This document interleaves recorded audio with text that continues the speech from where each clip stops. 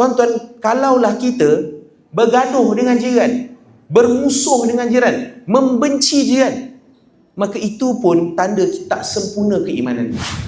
Salah satu yang kita mungkin lupa, ini nak cerita ni, adalah kita punya tanggungjawab dan amanah kita bila kita berjiran.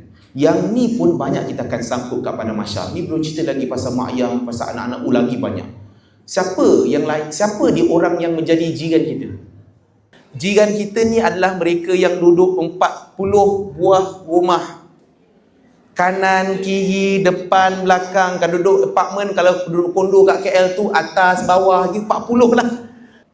Kalaulah satu orang ni tidak sempurna imannya, kalau dia boleh tidur dalam keadaan kenyang di saat jiran dia yang 40 buah rumah tu tidur dalam keadaan kelaparan.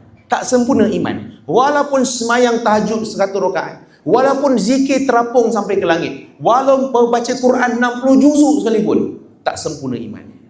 Sebab tu amanah dia adalah tentang hubungan kita juga dengan manusia. Kan dalam agama kan hablu minallah wa hablu minan nas. Oh, ini aku kena semayang ni, amanah aku dengan Allah. Aku kan dah janji dengan Allah nak jadi hamba yang baik, hamba yang taat. Oh, semayang kita tak tinggal, alhamdulillah. Kan kita punya zakat tak tinggal, kan kita punya puasa di bulan Ramadan tak tinggal, alhamdulillah, amanah kita dengan Allah selesai. Tapi agama bukan hanya hablum minallah sahaja. Tuan-tuan, kalaulah kita bergaduh dengan jiran, bermusuh dengan jiran, membenci jiran, maka itu pun tanda tak sempurna keimanan.